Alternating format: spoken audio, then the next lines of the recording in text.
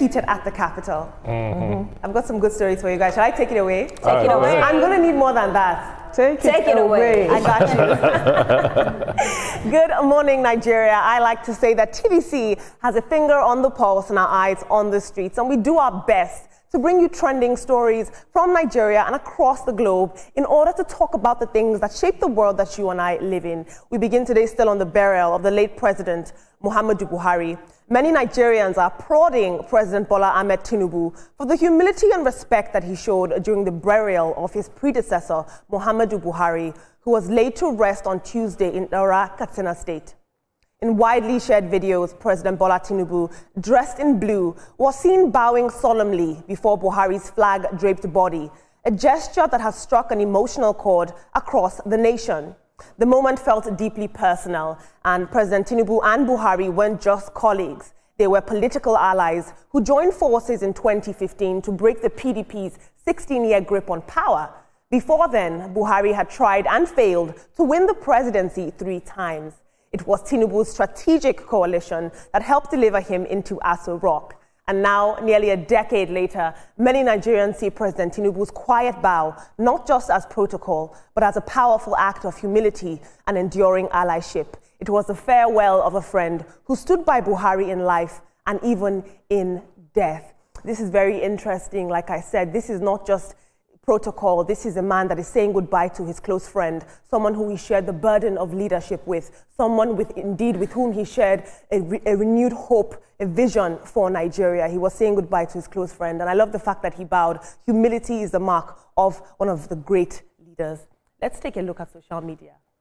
It's great to see you guys commend the president, as opposed to the usual. Sir Jamar says, in a world where power often forgets humility, this moment will remain etched in our national memory. President Bola Ahmed Tinubu bowing solemnly before the casket of former President Muhammadu Buhari, not as a politician, not as a successor, but as a fellow servant of Nigeria. This was not just protocol, it was reverence, a bow that whispered, "Thank you for your service," a bow that admitted, "We may not have always agreed, but I honor your journey." That was lovely. Thank you for that submission. We'll take 2 more. 3 more. Okwayemi Bodunde says, we understand the importance of gratitude in our lives. We are not ungrateful, and we genuinely appreciate even the smallest acts of kindness shown to us. This appreciation and last respects for Buhari by the president is deeply woven into the ethos of Omoluabi, which is a vital and everlasting creed of the Yoruba people. We'll take 2 more tweets. This is a tribute by Bola Ahmed Tinubu. He says, yesterday was a solemn and deeply emotional day for me. We laid to rest a man I was proud to call a friend, a brother, and a patriot, His Excellency Muhammadu Buhari. Mai Gaskiya was not just a former president. He was a man of rare discipline and quiet strength, whose love for Nigeria shaped every decision that he made, even in the face of criticism. I mourn him deeply, not just as my predecessor, but as a comrade in the long and often lonely journey of nation building. That was indeed a very empathetic tribute. Moving on, still on the burial and the death of late former President Muhammadu Buhari. Yesterday, even on this segment, social media lit up with criticism as many Nigerians noticed that Peter Obi was nowhere to be seen at the burial of the late President Muhammadu Buhari.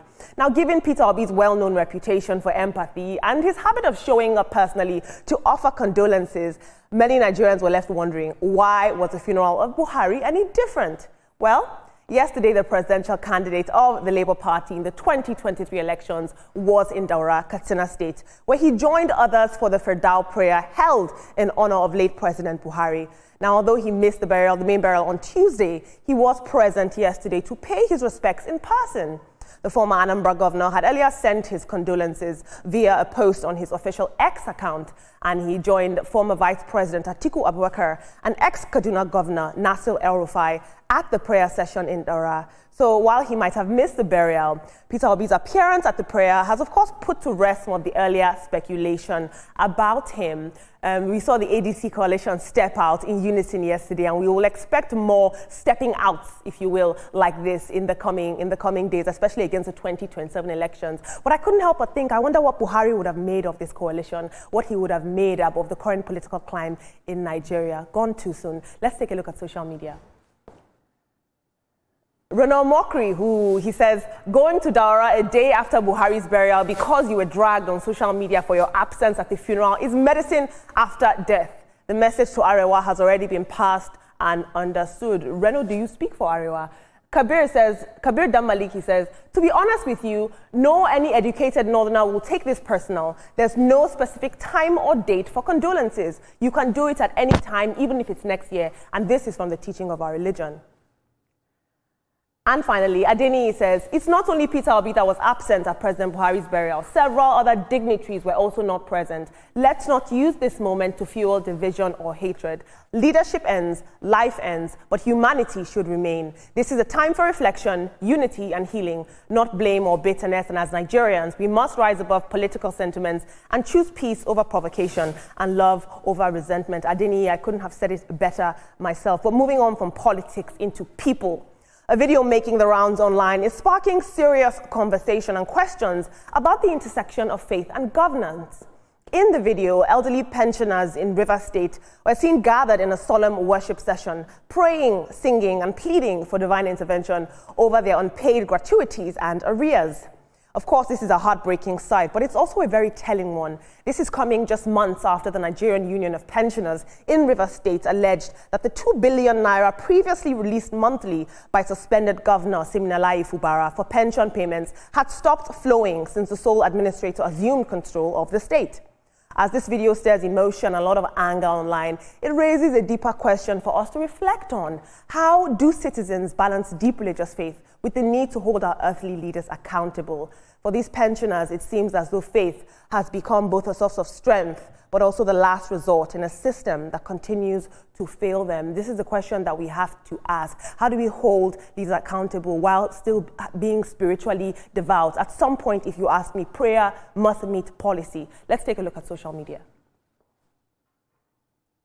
Duchess of Lekki says, just take a look at people's aged parents. After they have worked all their lives for a pension that seems like a peanut amount to these leaders, then you will tell us not to curse them in death?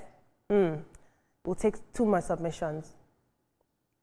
Casey Oliver says, LOL, Nigerians have always been a nuisance to heaven. Organized countries must be stunned as to how we behave. And finally, Owobu Oscar says, if we know if we fight, we go tell God to help us fight with fire and thunder. Very interesting.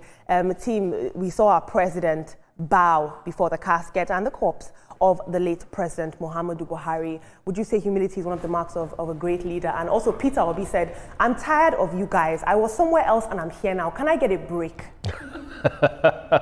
The same way I would have reacted to stuff like that. But let me start with the president's bow. I believe those 2 men, as I'm talking about, Mr. President and his predecessor, were friends long before politics. They had known each other. They had some kind of bond that they have shared. And then the politics and leadership also even made their union stronger. And when you lose somebody that you have so much history with, you get really emotional, and that's what he expressed. It's something that makes me feel happy because it shows the humanity that Mr. President has. Yes, he's a human being, unlike what quite a number of people might think. Look, I was somewhere else yesterday and I'm here today. Please give me a break. That is Peter Obi, and I love it. Unfortunately, I don't agree with Renaud or Mokri. Renaud will always come out to do something that will make people hit on him or say something on social media. The man is there. And it's so nice that the other guy commented that condolence visits can be done anytime. So now we know. For the pensioners, look, if you can't fight the system, you pray. That's it.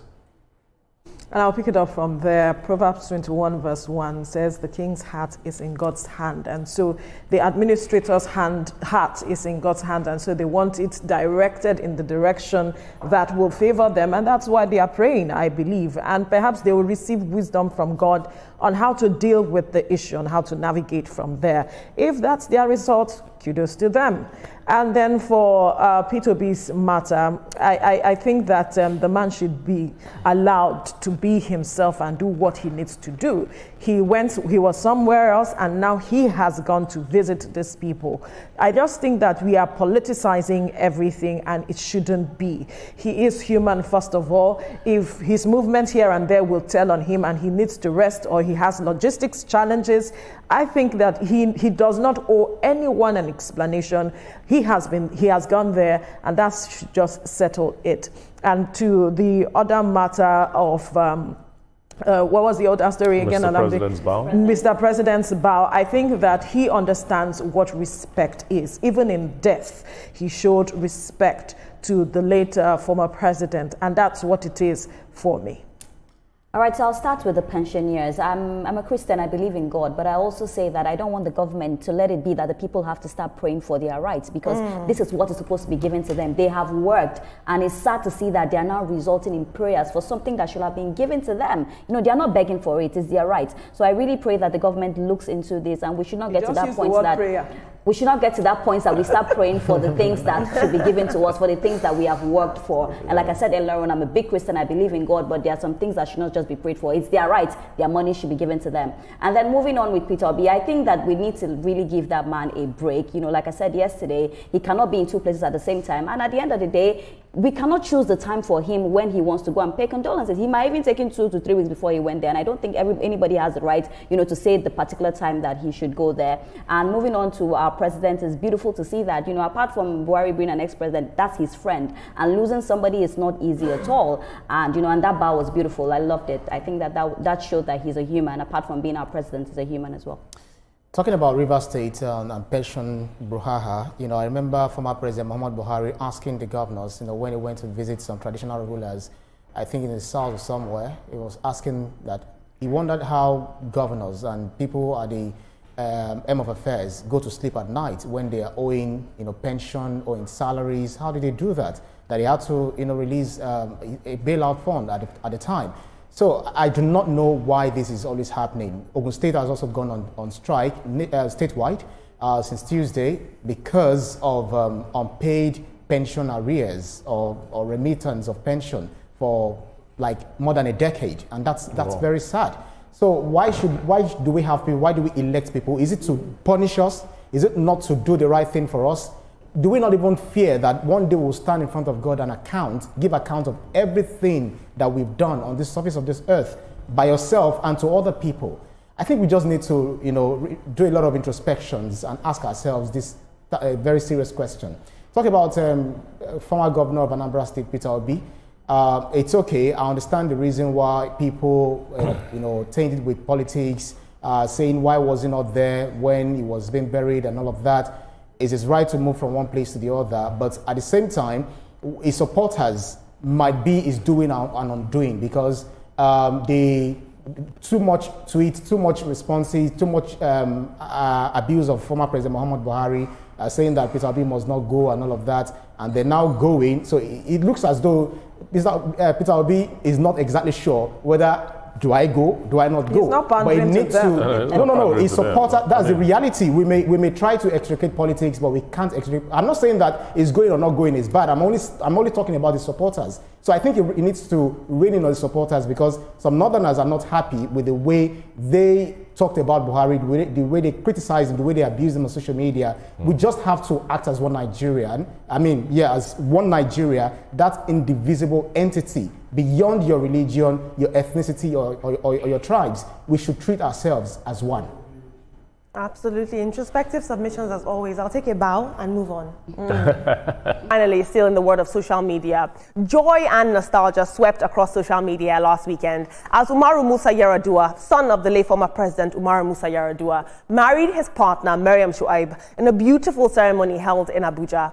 Photos and videos from this wedding quickly made rounds online, and it prompted an outpouring of goodwill and warm wishes from Nigerians. Many took the opportunity to fondly remember the groom's late father, describing him as a deeply respected and humble leader whose memory continues to inspire admiration.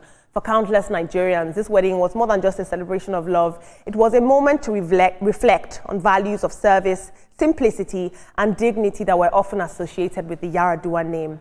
Many people prayed for blessings for the young couple, and they drew a link between their union and the enduring legacy of the president. Very interesting. Yaradua did have a great legacy, but I worry, and I'll be devil's advocate here, that some people are saying how much they loved Yaradua to Pepe Buhari. I don't know what's going on there, but guys, let's take a look at social media.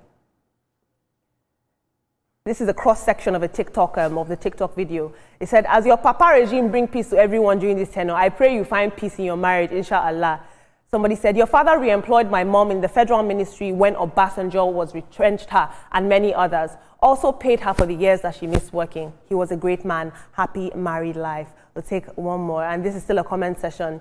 Someone says, for your Papa regime, my mama no dey gree us drink gari, but look at me today, I have more gari than blood in me. May your marriage be fruitful, inshallah. Someone says, that's why the Bible says that a good name is better than riches. Very interesting. Before I hand over to my very capable and intelligent team, I'd like you guys to tag me with the hashtag TrendingNowTVC on any social media platform of your choice. I promise you that we are listening. Team, why is it that social media activism has now become this extreme and dangerous sport? Somebody uses their freedom of speech, comes on social media, they're not defaming, they're simply presenting the facts, and they disappear. And then we've seen it over, people come out and protest for their arrest. This is not constitutional. Yes, social media is a very powerful tool. Everybody depends on social media. Social media right now has the eyes of more people than regular television stations like us do have. So when you put anything on social media, it has a very strong effect. Unfortunately, some people don't know how to navigate when negative information is put on social media concerning them. I just hope that Scott will be released very soon. And now that we're having people coming out to give us their testimonies and their experience with P1, maybe investigations should go, not even maybe, P1 should be investigated, and more people should come out and see if Scott was just blowing hot air on social media or he was saying the right thing. For Umar Musa Yaradua Jr., I said it the other day that the most important thing in life is the legacy you leave. He's getting married, and people are remembering the fantastic things that his father did. I think it's a lesson for leaders that whatever you do, the generation we have now will not let you go and rest in peace. So do the right thing. And then for Scott Iguma, I think the Lagos State Real Estate Regulatory Authority needs to step in, as well as the State Surveyors and Valuers Registration Board of Nigeria should step in and do the needful. And talking about P1, there's no smoke without fire, because a lot of people have spoken about them, even from the comments you read, and even on social media, I see a lot of people speak about them. It's really sad if they are doing that, because when people give you money for real estate, you don't know where they got it from. You know, they may have suffered so much. So to find out that you're selling receipts instead of the properties is really sad, and I really hope that, you know, they get to look into this. So P1 has to be investigated so that those who are probably wronged or one way or the other, because we need to do thorough investigation. If they're found wanting, they should be picked up.